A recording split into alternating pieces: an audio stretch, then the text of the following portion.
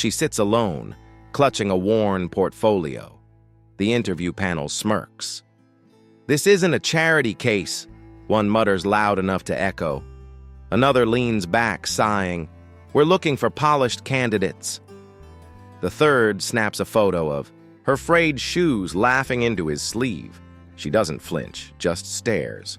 Why isn't she leaving? Why does she look amused? The room chills. A napkin scrawled with "charity case" sails across the table. She catches it, smiles. Who? Is this woman? Why aren't they laughing anymore? The camera lingers on her hand, steady, unshaking, as the ink dries on their cruelty. The panel stiffens. Their laughter dies. She hasn't blinked. "Where did you say you studied?" the lead interviewer asks, squinting at her resume. A single page. No prestigious school logos, no polished jargon. "Nowhere," she replies, folding her hands. The word hangs. Someone coughs. A designer handbag slides off the table unnoticed. Outside the floor-to-ceiling windows, the city hums. Inside, the air thickens. Her faded coat clashes with the office's marble floors. Her frayed sleeve brushes a gold-plated nameplate. They lean back as one, suits repelled by her threadbare presence. "Why are you here?" Another snaps. She tilts her head. "To remind you what you've forgotten." A beat, a scoff. But her calm is a blade. One assistant glances at her phone. Why does this woman look familiar? Another notices the security camera above her, twitching. Recording? The room fractures into halves. Them, with their curated smiles and whispered judgments. Her, a ghost in their palace. Who walks into a lion's den unarmed? Why isn't she trembling? Her portfolio rests untouched. Pages whisper secrets they'll regret not reading. The room breathes luxury. Crisp suits, manicured nails, the scent of overpriced cologne. She breathes something else. Her coat, patched at the elbow. Her shoes, scuffed but clean. A mismatch so glaring it stings. They don't hide their disdain. One man flicks his pen like a metronome counting her irrelevance. Another scrolls his phone, thumb swiping past memes of her face. Already viral, already cruel. She watches, unblinking. Not defiance, not fear, just presence. A stone in a river carving its own path. Let's cut to the chase. The lead. Interviewer snaps, tossing her resume like litter. "You're not CEO material." She doesn't flinch, doesn't speak, only shifts her gaze to the window behind him. The one framing the city skyline. The one where her name once glowed in steel letters. Once, a junior staffer clears her throat, hesitant. "Ma'am, why are you here?" The woman finally moves. Slowly, she opens her portfolio. A single document rests inside, a contract, yellowed with age. She slides it forward. No flourish, no explanation. The panel leans in, squinting. "Is this a joke?" someone mutters. It's not. The paper bears a signature they've seen 1,000 times, just not hers. The camera above her whirs again, watching, recording. She knows. Of course she does. 1. Woman at the table, older, quieter, studies her face. There's a scar there, faint from a car crash years ago. A headline nobody remembered. Wife of, wait. No. The silence stretches. Someone coughs. The lead interviewer adjusts his tie, suddenly aware of its tightness. Outside, the city buzzes. Inside, the air turns thick, heavy with the weight of a truth they're too arrogant to grasp. They laugh at her clothes, her voiceless resolve, her refusal to beg. But in the corners of the room, cracks form. Why won't she leave? Why does the camera never look away? Why does her calm feel like a storm? They mistake stillness for weakness. They'll learn better. The laughter starts as a ripple. A junior analyst snaps a photo of her portfolio, its creased edges, the faint water stain near the corner, and sends it flying across the room in a group chat titled "Broke and Delusional." Someone photoshops her face onto a stock image of a beggar holding a tin cup. The caption, "CEO material." It spreads faster than spilled ink. The lead interviewer leans forward, smirking. "Let's say, hypothetically, you were hired. How would you handle a hostile takeover?" She doesn't answer. Not yet. Instead, she watches him, her silence a mirror reflecting every petty insecurity he hides behind his six-figure suit. "Right," he sneers. "Because you'd fold in a week." A chorus of chuckles erupts. One woman scrolls her phone, deliberately loud. "Did you know there's a meme about you already?" She reads the caption aloud, voice dripping with faux innocence. "When your entire personality is, 'I'm just here because I'm poor,'" the room erupts. Someone snaps another photo, this time her hands, the calluses, the lack of manicure. The image hits Twitter within seconds, tagged with the charity case. A new player enters, a social media strategist, fresh from mocking her online. He tosses a printed screenshot onto the table. "This your resume?" he jeers, pointing to the single page she submitted. "Looks like a napkin." The lead interviewer grins. "Better use it as one then." A folded linen square sails across the table. She catches it midair. The word charity is scribbled in red ink, the C slashed like a wound. She places it beside her untouched glass of water. Doesn't flinch, doesn't speak. Just folds her hands again as if this is normal, as if she's not being devoured. Alive. Outside the window, the city buzzes. Inside, the wolves circle. A junior staffer, a girl no older than 22, glances at her phone. The hashtag, "a charity case," trends. A TikTok clip loops. Her sitting stiff-backed, her coat wrinkled, her silence framed as weakness. The audio? Mocking laughter. She notices the girl's hesitation. "They'll stop when they're bored," she says quietly. Her voice, calm, cuts through the room like a bell. Or when they realize the joke's on them, the strategist snorts. "Oh, sweetheart, the joke is you." He doesn't see the camera above her, still whirring, still recording. The lead interviewer adjusts his tie again. The knot feels tighter. "Let's move on," he barks. "Next question. How would you handle a PR crisis?" She tilts her head. "By firing the people who think humiliation is leadership." Silence. The strategist guffaws. "That's your answer?" "No," she says. "It's yours." The room fractures. Some smirk, others squirm. The older woman, the one who recognized the scar, leans back, eyes narrowing. Something isn't right. The strategist taps his phone. "You're trending. Know what people are saying?" He reads aloud. "This is why we can't have nice things." Another meme pops up, her face pasted onto a cartoon peasant clutching a loaf of bread. Text, "Give her a handout, she's earned it." The laughter grows shriller, desperate, a feeding frenzy. But her smile doesn't waver. Why won't she break? Why does her silence feel like a threat? Why does the camera never blink? They mistake cruelty for control. They'll learn better. The room's laughter curdles into silence. The door slams open. A security guard steps inside, face unreadable. "Ma'am," he says, nodding to her. "They're ready for you." The lead interviewer blinks.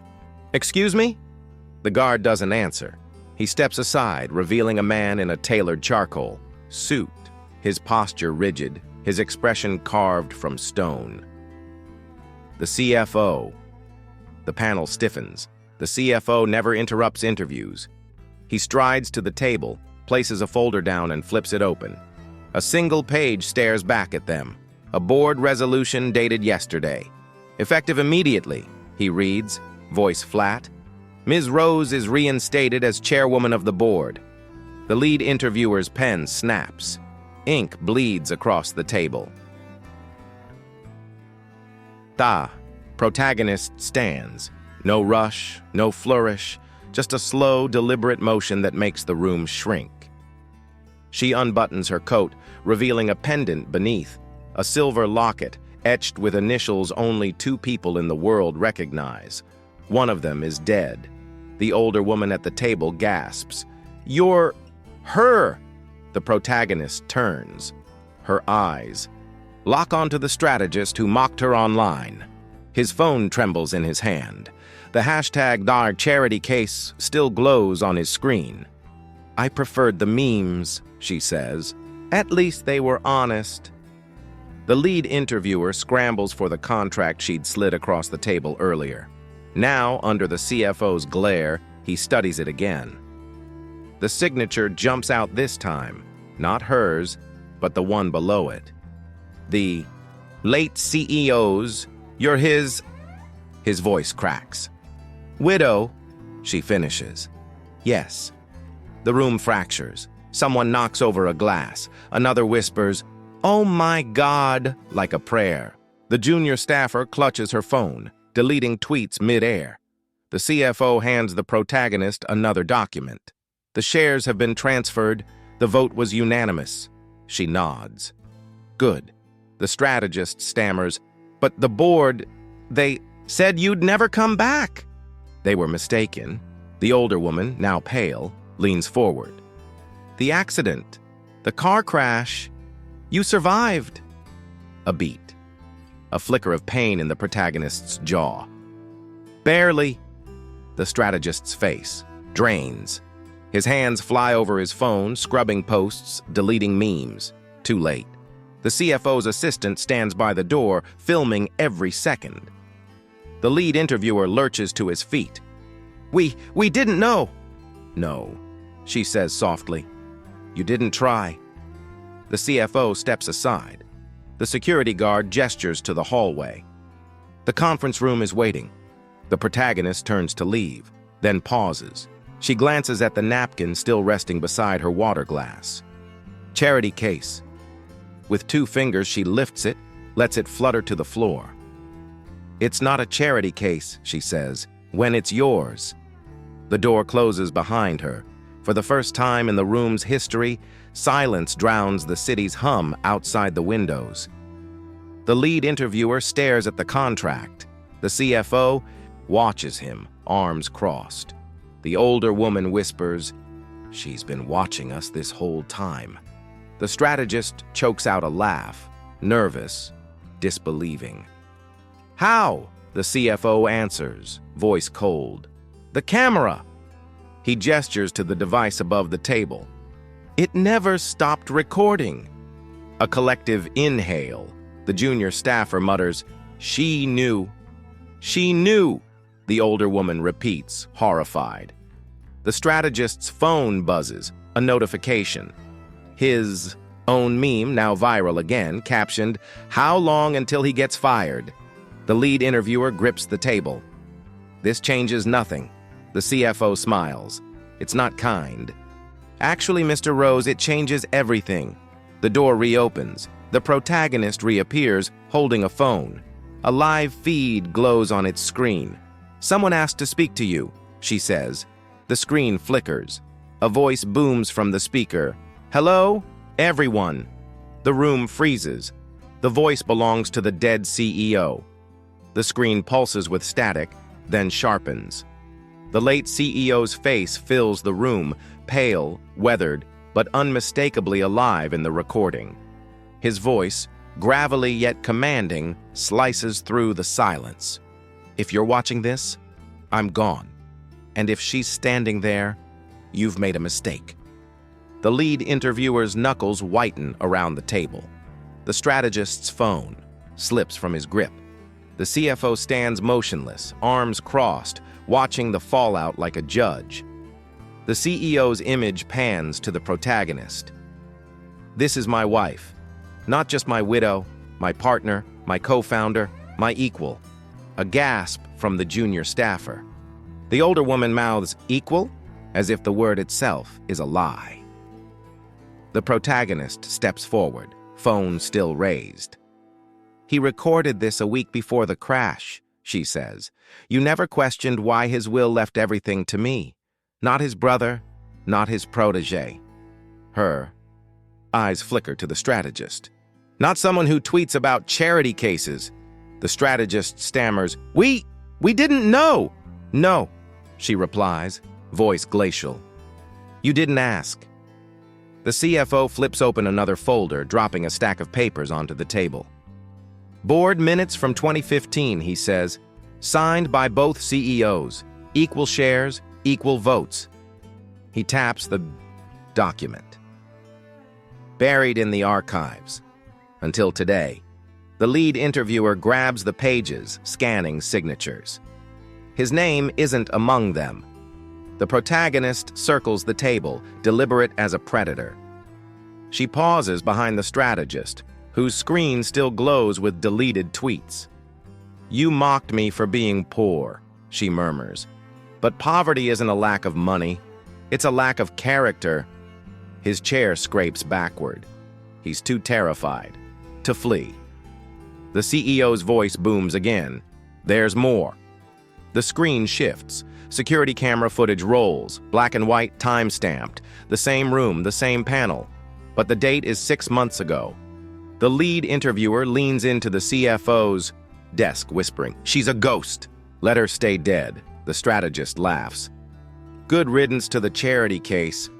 The CFO turns to the antagonists. You thought the cameras were offline, he says. They weren't. The older woman whispers, You've been watching us? The protagonist smiles. Every day, every meeting, every lie you told yourselves to sleep at night. The junior staffer's hands fly over her phone, deleting tweets mid-air. Too late. A notification pops up. Her own face, screenshotted and memed, captioned, She helped bury the truth. The strategist chokes out a laugh. This is a setup. The screen cuts to another angle. Footage of him at a bar, slurring to a friend. She'll never come back. We're the future now. His knees buckle. The protagonist stops beside the lead interviewer. He's clutching the board, minutes like a lifeline. You thought I was powerless, she says. Because I didn't fight you in public. Because I wore a worn coat. Because I didn't scream when you spat at me. She leans closer. You mistook my silence for surrender. The CFO nods to the CFO's assistant, who hits play on another file. The room fills with audio, dozens of voicemails, emails, texts, investors, lawyers, former employees. I trusted her before I trusted you. She approved my promotion. Don't let her name be erased. The older woman stares at the protagonist. You've been orchestrating this since the crash? Since the moment they decided I was too broken to fight. The lead interviewer slams his fist. You're not even qualified. The CFO tosses another document onto the pile. Her Harvard MBA, her patent filings, her decade of uncredited strategy. He gestures to the skyline outside. The buildings she helped fund. The jobs she created under your nose. The strategist mutters, No, this isn't real. The protagonist lifts her locket. Inside, a faded photo of her and the CEO, taken the day they finalized the merger. You spent years erasing me, she says. Now watch me erase you. The CFO steps aside. The security guard reappears, flanked by 2 more. Mr. Rose, he says, nodding to the lead interviewer. Your access has been revoked. The strategist scrambles for the door. The guard blocks him. Not yet, he says. You've got a lot to answer for. The junior staffer whispers, Please. The protagonist cuts her off. Save your breath. You'll need it when the press asks why you deleted those tweets. Outside, sirens wail. The city buzzes unaware. But inside, the room fractures. Panic. Denial. Desperation. The older woman asks, voice trembling. Why now? The protagonist turns to leave. Because now they're watching. The screen fades to black. The CEO's final words echo in the silence. She doesn't need my name. She's earned her own. The late CEO's face disappears. In its place, a live feed. A man stands in a sleek boardroom across town, tie. loosened, eyes sharp. His voice booms through the speakers. "You're all fired!" The strategist stumbles back, chair screeching. "What the? He's dead!" "No," the man says. "I've been watching you." The protagonist smiles. "He never left." The CFO steps aside, revealing a second folder. Inside, emails. Transcripts, surveillance logs, the strategist's blackmail threats to junior staff, the lead interviewer's secret deal to sell company assets. The older woman's forged audit reports. The CEO's voice hardens. "You thought I was gone, so you took what wasn't yours." The lead interviewer slams his fist on the table. "This is a setup." The protagonist glances at her watch. "Actually, it's a cleanup." The CFO nods to the security guards. "Escort them out." The strategist lunges for his phone. "This doesn't prove anything." The CEO's screen flashes. A spreadsheet appears, time-stamped. "Every lie you told," the protagonist says. "Every backdoor deal, every joke at my expense. It's all there, including the accident."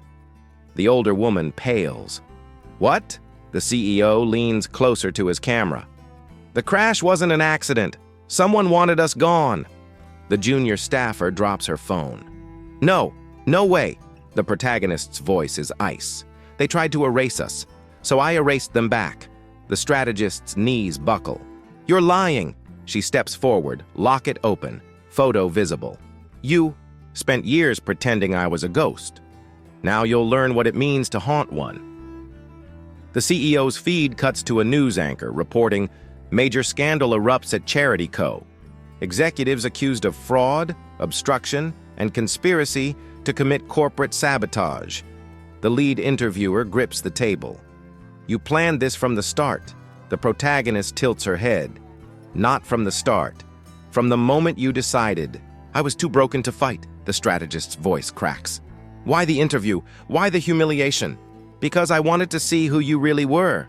She gestures to the camera above. "And you didn't disappoint," the older woman whispers. "You wanted us to mock you? To expose you?" "Yes." The CFO hands the panel their termination. Letters.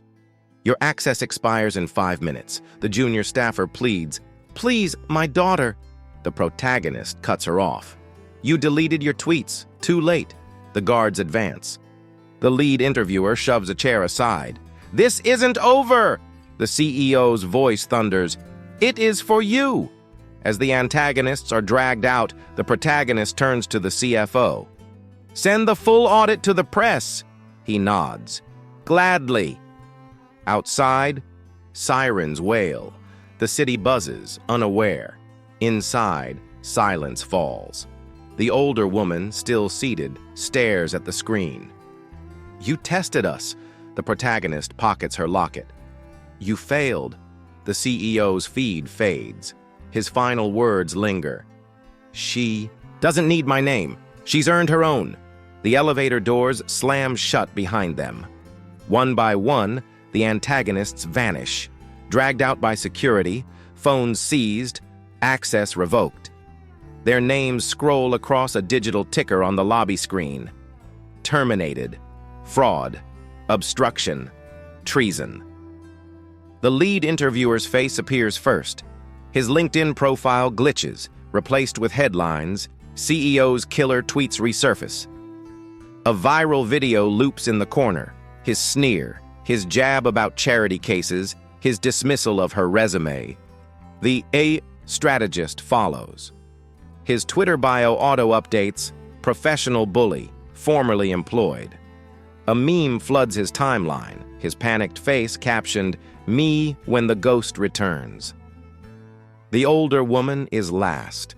Her resignation letter, signed under duress, projects onto the lobby wall. Below it, forgery, cover-up, silence. Inside the conference room, the protagonist stands beside the CFO, watching the chaos unfold. The junior staffer lingers near the door, trembling. "Please," she whispers. "I didn't know." The protagonist turns. "You deleted your tweets. That's not ignorance. It's complicity." The junior staffer's eyes well. I have a daughter. So, do I? The protagonist interrupts. And she'll grow up in a world where women like you learn that silence isn't safe. It's cowardice. The CFO hands the woman a file. Inside, a non-disclosure agreement, her severance terms, and a clause stripping her of references. Sign. It, he says, or we sue for aiding and abetting corporate sabotage.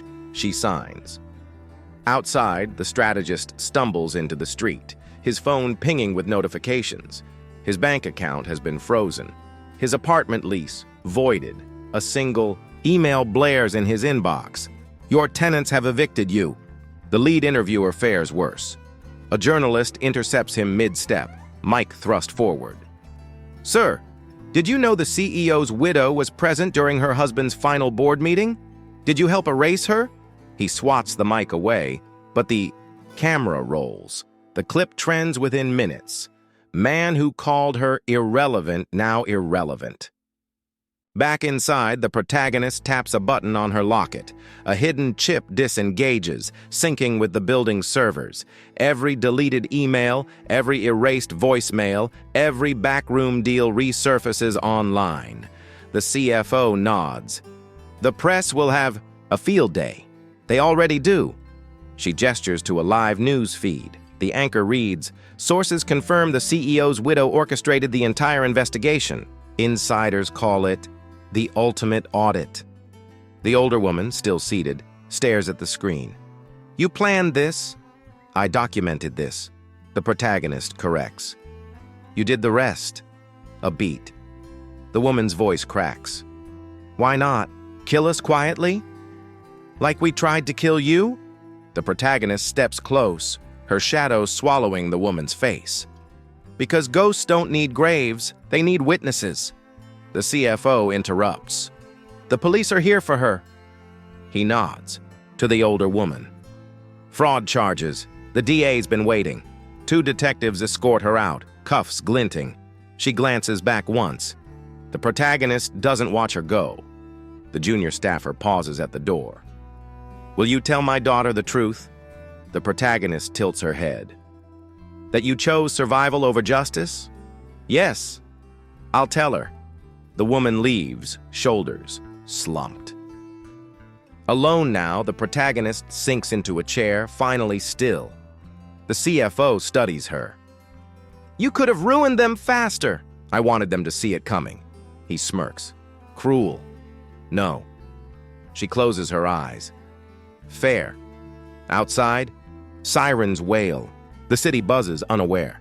Inside, silence settles. Not peace, but resolution. The strategist's fate scrolls across the ticker. Banned from industry. Restitution. 4.2 million. The lead interviewer's indicted. Bail denied. The older woman's sentenced to 5 years. The junior staffers pardoned under condition of public apology. The protagonist opens her locket one last time. The photo inside, her and the CEO, the day they founded the company, fades at the edges. She whispers to the silence. You'd have hated this. A voice replies from the speaker. No, I'd have loved it. The CEO's feed flickers. His final words, she doesn't need my name. She's earned her own. The screen dies. The city hums on. The city skyline dims under dusk. Inside the emptied boardroom, the protagonist stands alone, fingers grazing the table where names once clung like curses. Now, only silence remains. Soft knock. The junior staffer reappears holding a single file.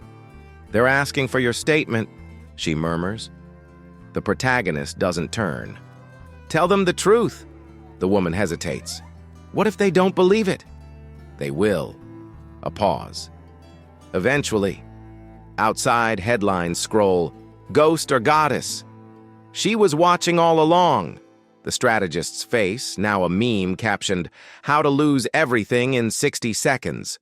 The older woman's mugshot, her smirk replaced by hollow eyes. The junior staffer swallows. You could have humiliated me too. I know. The protagonist finally faces her. But you hesitated. That's enough. The woman nods, clutching the file like a lifeline. As she leaves, the protagonist glances at the security camera, now dormant, watching, always watching. A soft click. The locket snaps shut. She unclasps it, letting the chain fall onto the table. The pearls scatter, rolling into corners like lost tears. The CFO enters, holding a phone. The press wants a quote. She shakes her head. No more words. He smiles faintly. Then let's make one final move. Minutes later, the company's Twitter feed posts a single image. The protagonist's original resume, the one they mocked, overlaid with bold text. Nothing here is a charity case. The junior staffer retweets it. So do 100 loyal employees emerging from the shadows. The protagonist steps to the window, the city's glow softening her face. Not revenge, not triumph, just stillness. Somewhere, a daughter reads the headlines and whispers, "Mom, was she brave?" The answer floats in the broken pearls, the silent camera, the woman who chose truth over ashes. Yes. She didn't want to be right. She wanted to be heard. The resume still glows on screens worldwide. Charity case trends. But now its meaning twists.